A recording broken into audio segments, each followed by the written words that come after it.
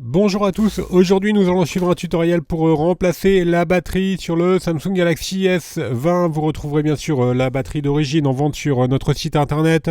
Vous avez un accès direct au produit en scannant le code QR.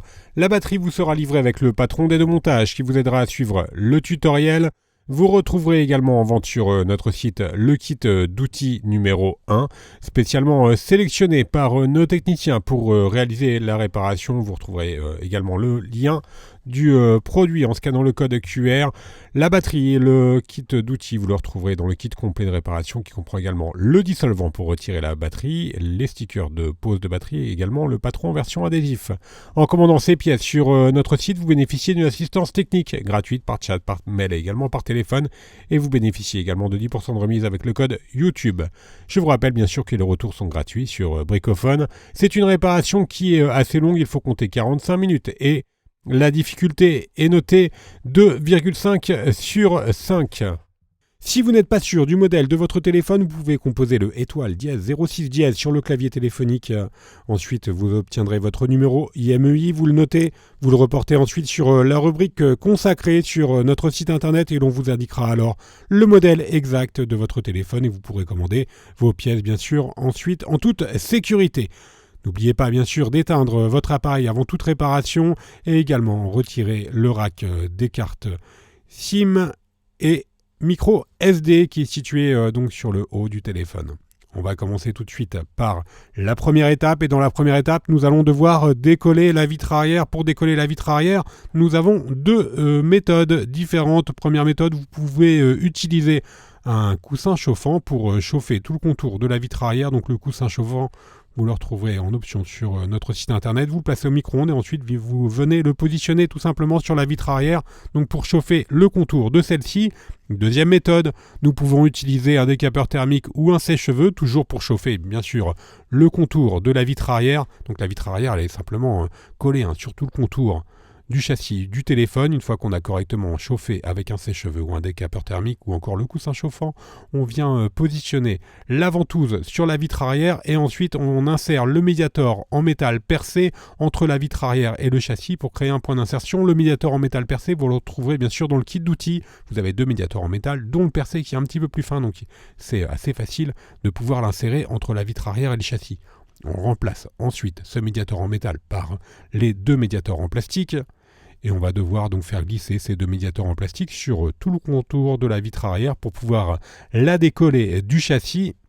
Alors l'avantage sur le S20, il n'y a aucune nappe qui relie la vitre arrière au reste du téléphone, donc il n'y a aucun risque à réaliser cette opération.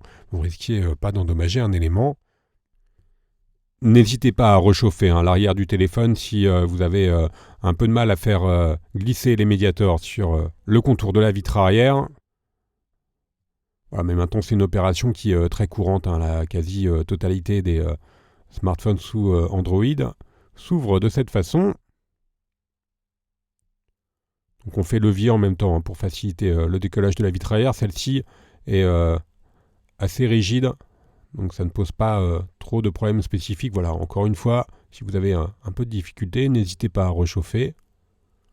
Et surtout, utilisez bien les médiators en plastique, pas le médiator en métal pour décoller complètement la vitre arrière au risque d'abîmer la peinture sur celle-ci. Une fois qu'on a bien fait tout le contour, on va pouvoir donc ouvrir complètement le S20. On enlève donc notre vitre arrière sur laquelle on retrouve notamment les lentilles de protection des caméras. Maintenant, nous allons devoir déconnecter la batterie et pour avoir un accès au connecteur de la batterie, on va retirer les 5 vis qui maintiennent la nappe de recharge par induction. Ce sont des vis cruciformes. Pensez bien sûr, à bien repositionner chaque élément sur le patron d'aide au montage, les vis ou les éléments que vous allez retirer.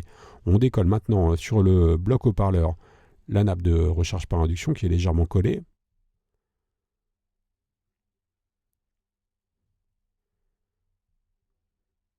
Et ensuite, on vient décoller également la nappe qui est légèrement collée sur le châssis. Voilà, mais elle s'enlève très facilement, comme vous pouvez le constater. Et maintenant, on a un accès direct au connecteur de la batterie et l'on va pouvoir donc déconnecter la batterie en utilisant le levier en nylon. On poursuit notre démontage et dans la troisième étape, nous allons devoir justement décoller la batterie. Avant de décoller la batterie, on vient déconnecter les 3 nappes centrales qui donc sont positionnées au-dessus de la batterie et qui relient la carte mère au connecteur de charge notamment. Voilà, on déconnecte la dernière nappe et ensuite on va devoir donc décoller la batterie. La batterie elle est collée sur le châssis et malheureusement Samsung n'a pas prévu de sticker que l'on peut enlever facilement. On va devoir utiliser le liquide e-remover pour décoller la batterie. Le liquide e-remover vous le retrouverez dans le kit d'outils. Alors c'est très simple, vous allez voir, on utilise la carte en PVC pour faire glisser le liquide et pour qu'il s'infiltre sous la batterie. Alors vous mettez simplement quelques gouttes, ça suffit. On va répéter l'opération sur chaque côté de la batterie. Alors le liquide e-remover, donc vous le retrouvez bien sûr dans le kit d'outils comme je vous l'ai indiqué, mais également en option sur la fiche produit. C'est un liquide qui est sans danger bien sûr pour les composants du téléphone. Et ensuite, nous allons devoir mettre le téléphone sur un plan incliné. Donc, par exemple, on peut utiliser la ventouse pour incliner le téléphone afin que le liquide s'infiltre bien sur toute la surface de la batterie. Et on va laisser agir le liquide e-remover pendant 30 à 40 minutes. Maintenant, on va pouvoir donc appliquer la ventouse sur la batterie. On va tirer sur la ventouse. Et avec le médiateur en métal, on va simplement faire levier donc sur la partie droite de la batterie pour décoller celle-ci. Alors attention bien sûr à ne jamais percer une batterie. Une fois qu'on a suffisamment de place, on utilise la carte en PVC pour finaliser le décollage de la batterie. Voilà, vous voyez bien l'effet du liquide e-remover qui a dissous les adhésifs de batterie. La partie démontage est donc maintenant terminée, on va pouvoir passer au remontage. On va dans un premier temps bien sûr enlever les protections des adhésifs sur notre batterie d'origine et on va ensuite la repositionner sur le châssis du téléphone.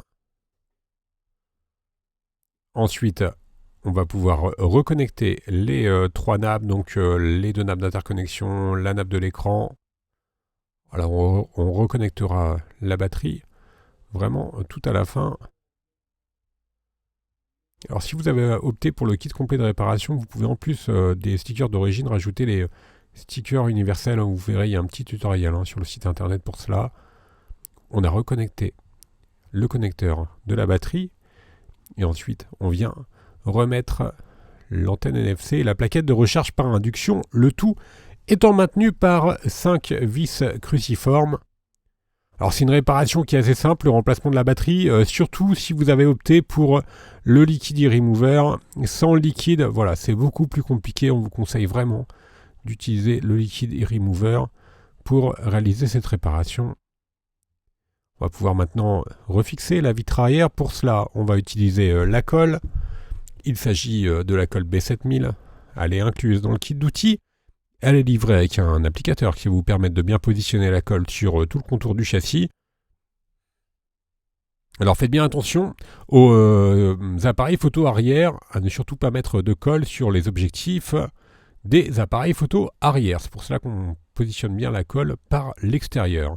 Une fois qu'on a mis un filet de colle sur tout le contour du châssis, on vient tout simplement repositionner notre vitre arrière sur le châssis. On va mettre le tout sous presse pendant environ 30 minutes, le temps que la colle fasse effet. Alors nous, on utilise des pinces de serrage. Vous pouvez mettre votre téléphone sous un livre ou utiliser donc des pinces à linge et on maintient le tout pendant une demi-heure. Ensuite, nous pouvons rallumer le téléphone. Voilà, tout est OK. On va pouvoir procéder à un récapitulatif des produits utilisés en commençant bien sûr par la batterie d'origine. Vous la retrouverez en vente sur notre site internet. Vous retrouverez également le kit d'outils ou le kit complet de réparation qui comprend, je vous rappelle, le liquide e-remover. En commandant ces pièces sur notre site, je vous rappelle que vous bénéficiez d'une assistance technique gratuite par chat, par mail et également par téléphone et vous bénéficiez également de 10% de remise avec le code YouTube.